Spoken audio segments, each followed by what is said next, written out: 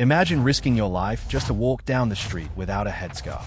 Imagine facing arrest, torture, or execution simply for dancing. Imagine your government deciding that nuclear weapons are more important than feeding you. This is Iran in 2026, and this is a story that refuses to be ignored.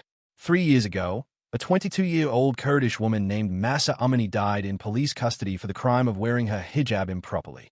Her death ignited the largest uprising in the Islamic Republic's 47-year history. Women took to the streets, removed their headscarves, and declared to the world, "Woman, life, freedom." But here's what you probably haven't heard. That revolution never ended. It transformed. And today, in January 2026, it's raging with a fury that should terrify those in power, even as Iran's leaders push toward nuclear weapons development, and the rest of the world watches in silence. This is the story you need to hear. Let's start with the women, because their story is extraordinary. After Mahsa Amini's death in September 2022, nearly 6 months of sustained protests swept across Iran. But these weren't ordinary protests. Over 500 people were killed by security forces. 22,000 were arrested. Women were targeted deliberately, shot in the eyes, beaten, imprisoned, and tortured. And yet, they kept showing up. They kept resisting. The government responded with everything in its arsenal: mass arrests, surveillance drones, facial recognition technology, undercover agents infiltrating their communities. So what did the government expect would happen? That these women would simply give up? They did not. In 2024, Iran's parliament passed a new law, the law to support the family by promoting chastity and hijab. It was designed to be crushing. Prison sentences, fines, travel restrictions, public flogging, even execution for women who organized systematic resistance to the mandatory hijab rule. The government prepared to enforce it in December 2024. But when they saw the anticipated backlash, when they realized how many women were ready to resist, even the Iranian government blinked. The law was never enforced. Instead, something remarkable happened. The women of Iran kept defying the hijab, and they did it in ways that had never been seen before. We're talking about organized dancing in Tehran. Women with their hair uncovered, moving freely, in broad daylight, in front of government buildings. We're talking about a viral trend where women light cigarettes using burning photographs of Supreme Leader Ayatollah Ali Khamenei, a gesture so deliberately disrespectful, so contemptuous of state power, that it left authorities scrambling. And here's the really telling part. The government didn't crack down. Not with the force you'd expect. Why? Because authorities had learned a bitter lesson in 2022. One journalist told researchers, with a mixture of amusement and exhaustion, there are just too many of them. You can't arrest everyone. Think about what that means. The Islamic Republic, a theocratic state that has ruled with an iron fist for 47 years, has encountered a force it cannot control. The collective will of millions of women who decided they will no longer be oppressed. Instead, the government has shifted tactics. They are closing businesses that serve unveiled women. They are deploying undercover agents. They are using surveillance technology. They are prosecuting women on social media. They are trying to suppress this through bureaucracy and intimidation rather than brute force. But here's what matters. 50 establishments, cafes, restaurants, wedding halls, boutiques, were sealed between June and October 2025 for serving unveiled women. And still, the women kept coming. Still, they kept defying. Last month, in December 2025, a marathon was organized in Tehran. Women participated without hijabs. The government arrested the organizers. And you know what happened? More women showed up. This is courage. This is not abstract.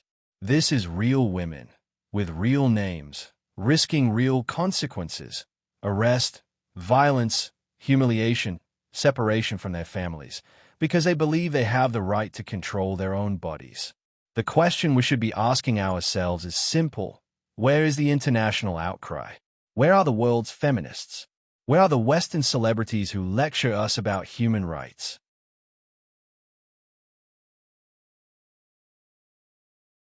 And here's where things get uncomfortable for the Western conscience. When Mahsa Amini's name first emerged, The global feminist movement mobilized. Celebrities posted. NGOs issued statements. There was genuine solidarity, genuine outrage. And that was important. It mattered. But then something happened. The focus shifted. Gaza became the dominant cause. Immigration became the focus. Narratives about Western imperialism and Palestinian liberation took precedence. In Iran fell out of the conversation. Think about this. In 2025, while Iranian women were defying their government at enormous personal risk, while dozens of establishments were being shuttered for serving them, while the judiciary chief was calling for a renewed crackdown, where were the op-eds from mainstream feminist outlets? Where were the benefit concerts? Where were the UN statements? In October 2025, thousands of Iranians were imprisoned, many facing execution for supporting freedom marches. Did Western celebrities organize a campaign? Did the international film community issue a joint letter? I didn't see one. Meanwhile, actors, musicians, and high-profile activists were busy focusing on other causes. Important causes, yes, but selectively important, strategically important, in ways that ignored the women of Iran entirely. This is what selective activism looks like. And it's damning. Because here's the thing. Being a feminist is not complicated when it's convenient. It's not difficult to support women's rights when they fit your political narrative. The real test of conviction comes when it's inconvenient, when the cause doesn't fit neatly into Western political discourse, when the women fighting don't match your preferred geopolitical alignment. And that is precisely where Western feminism has failed Iran. But there's something else happening in Iran that's arguably even more consequential than the women's protests, and it's barely being covered in mainstream Western media. Iran is becoming a nuclear-armed state. Let me give you the timeline, because it's important to understand how we got here. In 2015, the world negotiated the Joint Comprehensive Plan of Action, the JCPOA, often called the Iran nuclear deal. Iran agreed to limit its nuclear program. In return, sanctions were lifted. For several years, it worked. International inspectors had access. The program was constrained. But then, in 2018, the United States withdrew. Donald Trump pulled out of the deal, calling it a disaster. And Iran responded exactly as you'd expect. They started violating the restrictions. They began enriching uranium to higher levels. They kicked out international inspectors. And they didn't stop. By 2024, Iran had enriched uranium to 60% purity. For context, weapons-grade uranium is 90%. Iran was 3/4 of the way there. And according to the latest assessments, Iran can now produce enough weapons-grade uranium for 5 to 6 nuclear bombs in less than 2 weeks. Think about that. 2 weeks. That's breakout capability. In June 2025, tensions reached a breaking point. Israel launched airstrikes on Iranian nuclear facilities. The United States joined in. Operation Midnight Hammer, they called it. American B-2 stealth bombers dropped bunker-buster bombs on Iran's most fortified nuclear sites, Fordow, Natanz, Isfahan. The damage was severe. The Pentagon estimated the strike set back Iran's nuclear program by 1 to 2 years. But here's what happened next. Iran doubled down. In October 2025, according to reports from Italian intelligence think tank citing sources in Tehran, Iran's Supreme Leader Ali Khamenei authorized the development of miniaturized nuclear warheads for ballistic missiles. This is the real game changer. Because building a bomb is one thing. Building a bomb small enough to fit on a missile that can reach Europe, that changes everything. The U.S. intelligence community disputes these reports. They say Khamenei hasn't authorized a full weapons program. But whether or not the authorization is official, the direction is clear. Meanwhile, France, Germany, and the United Kingdom triggered what's called the snapback mechanism in August 2025. UN sanctions were reimposed on Iran in September. We're back to a sanctions regime. We're back to isolation. We're back to confrontation. And what's truly remarkable is how little international focus there's been on negotiating a way out of this crisis. Diplomatic efforts stalled. Talks broke down. And now, we're approaching what could be the most dangerous moment in decades. But here's the part that connects both stories. the women's resistance, and the nuclear crisis, in a way that should deeply concern us all. Iran's government is not stable. The June war with Israel exposed deep vulnerabilities in Iran's military. It demonstrated that Iran's defensive systems don't work. It showed Iranian leadership that their traditional deterrents, missiles, drones, regional proxies, are not enough against a determined opponent with superior military technology. That realization is dangerous, because it's likely the primary reason Khamenei may have authorized nuclear weapons development. Nuclear weapons are the only guarantee Iran's leadership sees for regime survival. But what does an unstable, cornered regime with nuclear weapons mean for global security? What happens if that regime faces internal collapse due to the uprising of its own people? What happens if those nuclear weapons fall into the hands of competing factions within Iran?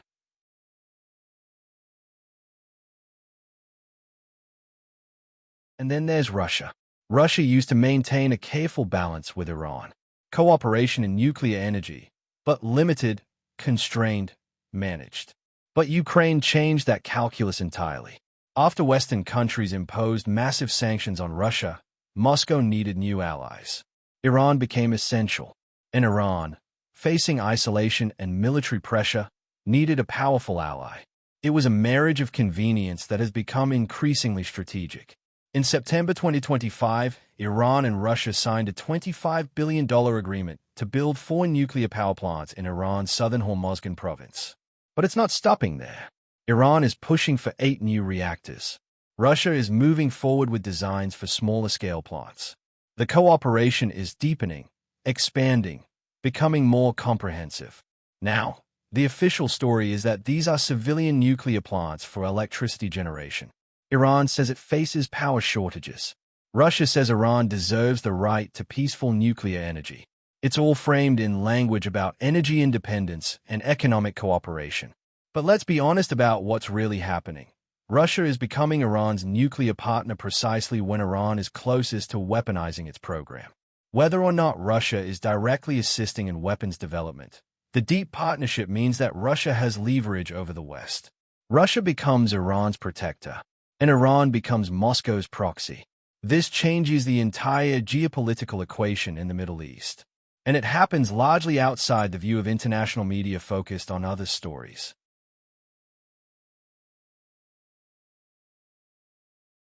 So let's connect the dots. Iranian women are showing extraordinary courage, defying a regime that responds to dissent with violence and control.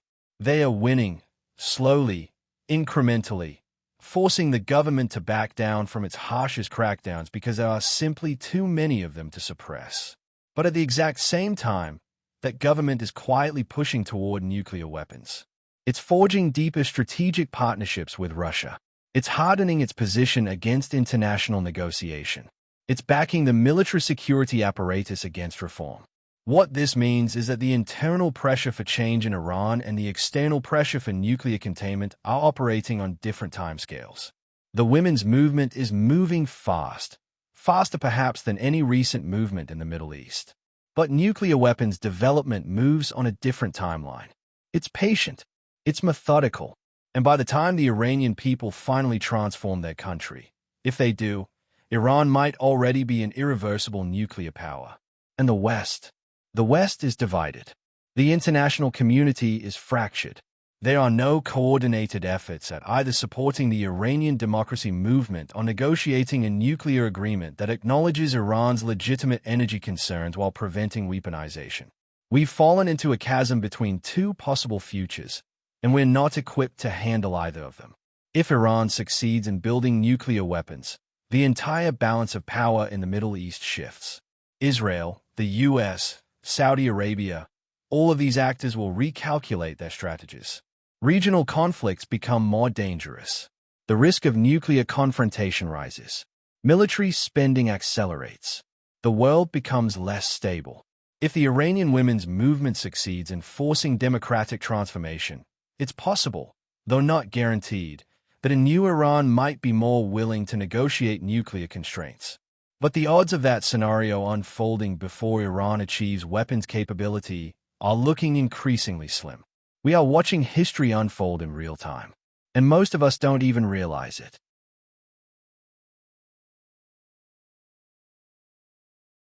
So why does this matter to you?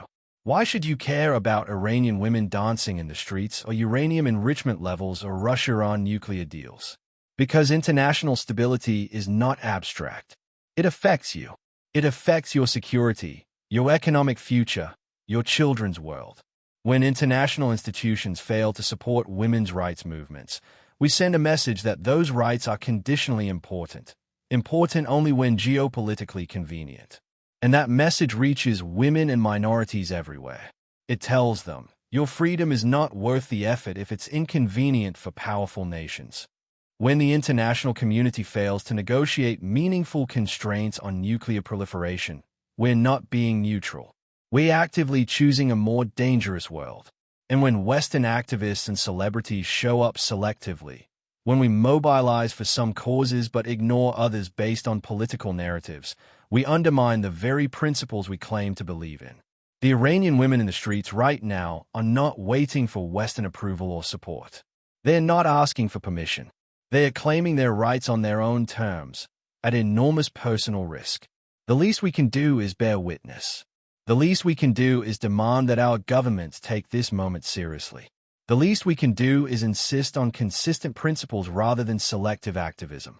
Because if there was ever a moment where the world needed clarity, where it needed moral consistency, where it needed to choose between confrontation and dialogue, between force and support for internal democratic movements, this is it. And we're not rising to the moment. The women of Iran are showing the world what courage looks like. They are showing what resistance looks like when facing impossible odds. And they are showing what happens when people decide that their freedom is worth the risk. The question is, are we listening? And more importantly, will we act? That's the story. That's what's at stake. Thank you for watching. Also, if you want to know about what happened to Venezuela, check out this video. And don't forget to hit the subscribe button. See you later.